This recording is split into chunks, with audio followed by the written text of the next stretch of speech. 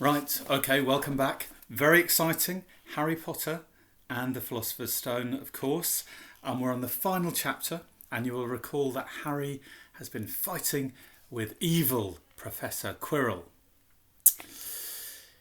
He felt Quirrell's arm wrenched from his grasp, knew all was lost, and fell into blackness. Down, down, down. Something gold was glinting just above him. The snitch! He tried to catch it, but his arms were too heavy. He blinked. It wasn't the snitch at all, it was a pair of glasses. How strange. He blinked again. The smiling face of Albus Dumbledore swam into view above him. "Good afternoon, Harry," said Dumbledore. Harry stared at him, then he remembered. "Sir, the stone! It was Quirrell! He got the stone! Sir, quick!" "Calm yourself, dear boy. You are a little behind the times," said Dumbledore. "Quirrell does not have the stone." "Then who does, sir? Harry, please relax, or Madame Pomfrey will have me thrown out." Harry swallowed and looked around him. He realised he must be in the hospital wing. He was lying in a bed with white linen sheets, and next to him was a table piled high with what looked like half the sweet shop. "Tokens from your friends and admirers," said Dumbledore, beaming. "What happened down in the dungeons between you and Professor Quirrell is a complete secret, so naturally the whole school knows. I believe your friends Mr. Fred and George Weasley were responsible for trying to send you a lavatory seat. No doubt they thought it would amuse you. Madame Pomfrey, however, felt it might not be very hygienic and confiscated it. How long have I been here?" 3 days. Mr. Ronald Weasley and Miss Granger will be most relieved you've come round. They have been extremely worried. But, sir, the stone—" "I see you are not to be distracted. Very well, the stone. Professor Quirrell did not manage to take it from you. I arrived in time to prevent that, although you were doing very well on your own, I must say." You got there. You got Hermione's owl." "We must have crossed in mid-air. No sooner had I reached London than it became clear to me that the place I should be was the one I just left. I arrived just in time to pull Quirrell off you." "It was you." "I feared I might be too late." "You nearly were. I couldn't have kept him off the stone much longer." "Not the stone, boy, you. The effort involved nearly killed you. For one terrible moment there, I was afraid it had. As for the stone, it has been destroyed." "Destroyed?" said Harry blankly. "But your friend, Nicholas Flamel." "Oh, you know about Nicholas," said Dumbledore, sounding quite delighted. "You did do the thing properly, didn't you? Well, Nicholas and I have had a little chat and agreed it's all for the best." "But that means he and his wife will die, won't they?" They have enough elixir stored to set their affairs in order, and then, yes, they will die." Dumbledore smiled at the look of amazement on Harry's face. "To one as young as you, I'm sure it seems incredible, but to Nicholas and Perenelle, it really is like going to bed after a very, very long day. After all, to the well-organised mind, death is but the next great adventure. You know, the stone was really not such a wonderful thing, as much money and life as you could want. The two things most human beings would choose above all. The trouble is humans do have a knack of choosing precisely those things which are worse for them." Harry lay there, lost for words. Dumbledore hummed a little and smiled at the scene. "Sir," said Harry, "I've been thinking, so even if the stone's gone, well, I mean, you know who. Call him Voldemort, Harry. Always use the proper name for things. Fear of a name increases fear of the thing itself." "Yes, sir. Well, Voldemort's going to try other ways of coming back, isn't he? I mean, he hasn't gone, has he?" "No, Harry, he has not. He's still out there somewhere, perhaps looking for another body to share. Not being truly alive, he cannot be killed. He left Quirrell to die. He shows just as little mercy to his followers as his enemies. Nevertheless, Harry, while you may only have delayed his return to power, it will merely take someone else who is prepared to fight what seems a losing battle next time.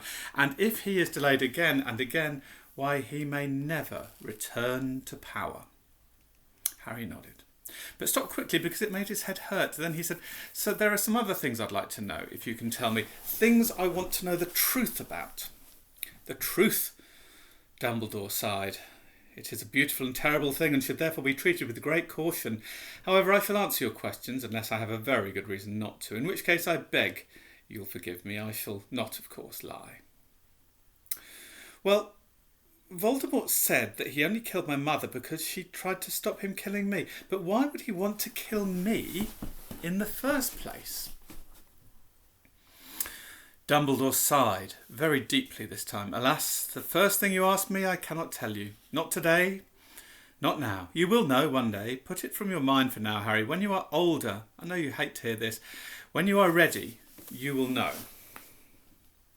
And Harry knew it would be no good to argue. But why couldn't Quirrell touch me? Your mother died to save you. If there is one thing Voldemort cannot understand, it is love. He didn't realise that love as powerful as your mother's for you leaves its mark. Not a scar, no visible sign. To have been loved so deeply, even though the person who loved us is gone, will give us some protection forever. It is in your very skin. Quirrell, full of hatred, greed and ambition, sharing his soul with Voldemort, could not touch you for this reason. It was agony to touch a person marked by something so good. Dumbledore now became very interested in a bird out on the windowsill, which gave Harry time to dry his eyes on the sheet. When he'd found his voice again, Harry said, "And the invisibility cloak? Do you know who sent it to me?" "Ah, your father happened to leave it in my possession, and I thought you might like it." Dumbledore's eyes twinkled. "Useful things. Your father used it mainly for sneaking off the kitchens to steal food when he was here. And there's something else. Fire away." Quirrell said Snape, "Professor Snape, Harry?" "Yes, him. Quirrell said he hates me because he hated my father. Is that true?" "Well, they did rather detest each other, not unlike yourself and Mr. Malfoy, and then your father did something Snape could never forgive." "What?" "He saved his life." "What?" "Yes," said Dumbledore dreamily. "Funny, the way people's minds work, isn't it? Professor Snape couldn't bear being in your father's debt. I do believe he worked so hard to protect you this year because he felt that would make him and your father quits. Then he could go back to hating your father's memory in peace." Harry tried to understand this, but it made his head pound, so he stopped. "And sir, there's just one more thing. Just the one. How did I get the stone out of the mirror?" "Ah, now, I'm glad you asked me that. It was one of my more brilliant ideas, and between you and me, that's saying something. You see, only one who wanted to find the stone, find it but not use it, would be able to get it. Otherwise, they'd just see themselves making gold or drinking elixir of life. My brain surprises even me sometimes. Now, enough questions. I suggest you make a start on these sweets. Ah, Bertie Bott's every flavour beans. I was unfortunate enough in my youth to come across a vomit-flavoured one, and since then I'm afraid I've rather lost my liking for them, but I think I'll be safe with a nice toffee. Don't you?" He smiled and popped the golden brown bean into his mouth. Then he choked and said, "Alas, earwax." Madame Pomfrey, the matron, was a nice woman, but very strict. "Just 5 minutes," Harry pleaded. "Absolutely not. You let Professor Dumbledore in. Well, of course, that was the headmaster. Quite different. You need a rest." "I am resting. Look, lying down and everything." "Oh, go on, Madame Pomfrey." "Oh, very well," she said, "but 5 minutes only." And she let Ron and Hermione in. "Harry!" Hermione looked ready to fling her arms around him again, but Harry was glad she held herself in as his head was still very sore. "Oh, Harry, we were sure you were going to..." "Dumbledore was so worried. The whole school's talking about it," said Ron. "What really happened?" It was one of those rare occasions when the true story is even more strange and exciting than the wild rumours. Harry told them everything. Quirrell, the mirror, the stone and Voldemort. Ron and Hermione were a very good audience. They gasped in all the right places, and when Hermione told them what was under Quirrell's turban, Hermione screamed out loud. "Ah!" "So the stone's gone," said Ron finally. "Flamel's just going to die." "That's what I said, but Dumbledore thinks that..." What was it? "To the well-organised mind, death is but the next great adventure." "I always said he was off his rocker," said Ron, looking quite impressed at how mad his hero really was. "So what happened to you two?" said Harry. "Well, I got back all right," said Hermione. "I brought Ron round. That took a while, and we went dashing up to the owlery to contact Dumbledore when we met him in the entrance hall. He already knew. He just said, 'Harry's gone after him, hasn't he?' and hurtled off to the 3rd floor. "Do you think he meant you to do it?" said Ron. "Sending you your father's cloak and everything?" "Well," Hermione explained, "if you did, I mean to say, that's terrible. You could have been killed." No, it isn't, said Harry thoughtfully. He's a funny man, Dumbledore. I think he sort of wanted to give me a chance. I think he knows more or less everything that goes on here. You know, I reckon he had a pretty good idea what we were going to try, and instead of stopping us, he just taught us enough to help. I don't think it was an accident he let me find out how the mirror worked. It's almost like he thought I had the right to face Voldemort if I could. Yeah, Dumbledore's barking all right, said Ron proudly. Listen, you've got to be up for the end-of-year feast tomorrow. The points are all in and Slytherin won, of course. You missed the last Quidditch match. We were steamrolled by Ravenclaw without you, but the food will be good. At that moment, Madame Pomfrey bustled over. You've had nearly 15 minutes. Now, out, she said firmly. After a good night's sleep, Harry felt nearly back to normal. I want to go to the feast, he told Madame Pomfrey as she straightened his many sweet boxes. I can, can't I? Professor Dumbledore says you're to be allowed to go, she said sniffly, as though in her opinion Professor Dumbledore didn't realise how risky feasts could in fact be. And you have another visitor. Oh, good, said Harry. Who is it?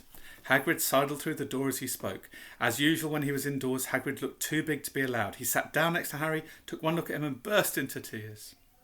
It's all my granny fault, he sobbed, his face in his hands. I told Evil how to get past Fluffy. I told him it was the only thing he didn't know, and I told him he could have died. All for a dragon egg. I'll never drink again. I should be chucked out and made to live life as a muggle. Hagrid, said Harry, shocked to see Hagrid shaking with grief and remorse. Great tears leaking down into his beard. Hagrid, he'd have found out somehow. This is Voldemort we're talking about. He'd have found out even if you hadn't told him. You could have died, sobbed Hagrid. And don't say the name. Voldemort, Harry bellowed. And Hagrid was so shocked, he stopped crying. I've met him, and I'm calling him by his name. Please cheer up, Hagrid. We saved the stone. It's gone. He can't use it. Have a chocolate frog. I've got loads. Hagrid wiped his nose on the back of his hand and said, That reminds me, I got you a present. It's not a Stoke sandwich, is it? Said Harry anxiously. And at last Hagrid gave a weak shot. No, Dumbledore gave me the day off yesterday to fix it. Of course, he should have sat me instead. Anyway, got you this. It seemed to be a handsome leather-covered book. Harry opened it curiously. It was full of wizard photographs. Smiling and waving at him from every page were his mother and father. Sent owls off to all your parents' old school friends asking for photos. Knew you didn't have any. Do you like it? Harry couldn't speak, but Hagrid understood. Harry made his way down to the end-of-year feast alone that night. He'd been held up by Madame Pomfrey's fussing, insisting on giving him one last check-up, so the Great Hall was already full. It was decked out in the Slytherin colours of green and silver to celebrate Slytherin's winning the House Cup for the 7th year in a row. A huge banner showing the Slytherin serpent covered the wall behind the high table. When Harry walked in, there was a sudden hush, and then everybody started talking loudly at once. He slipped into a seat between Ron and Hermione at the Gryffindor table and tried to ignore the fact that people were standing up to look at him. Fortunately, Dumbledore arrived moments later. The babble died away. Another year gone, Dumbledore said cheerfully, and I must trouble you with an old man's wheezing waffle before we sink our teeth into our delicious feast. What a year it has been. Hopefully your heads are a little fuller than they were. You have the whole summer ahead of you to get them nice and empty before next year starts. Now, as I understand it, the House Cup here needs awarding and the points stand thus. In 4th place, Gryffindor with 312 points. In 3rd, Hufflepuff with 352. Ravenclaw have 426 and Slytherin 472. A storm of cheering and stamping broke out from the Slytherin table. Harry could see Draco Malfoy banging his goblet on the table. It was a sickening sight. Yes, well done, Slytherin, said Dumbledore. However, recent events must be taken into account. The room went very still. The Slytherin's smiles faded a little. Said Dumbledore, I have a few last-minute points to dish out. Let me see. Yes. First, to Mr. Ronald Weasley. Ron went purple in the face. He looked like a radish with bad sunburn. For the best played game of chess Hogwarts has seen in many years, I award Gryffindor House 50 points. Gryffindor cheers nearly raised the bewitched ceiling. The stars overhead seemed to quiver. Percy could be heard telling the other prefects, my brother, you know, my youngest brother, got past McGonagall's giant chess set. At last there was silence again. Second, to Miss Hermione Granger for the use of cool logic in the face of fire. I award Gryffindor House 50 points. Hermione buried her face in her arms. Harry strongly suspected she had burst into tears. Gryffindors up and down the table were beside themselves. They were 100 points up. "Third to Mr. Harry Potter," said Dumbledore. The room went deadly quiet. "For pure nerve and outstanding courage. I award Gryffindor House 60 points. The din was deafening. Those who could add up while yelling themselves hoarse knew that Gryffindor now had 472 points, exactly the same as Slytherin. They'd drawn for the House Cup. If only Dumbledore had given Harry just one more point.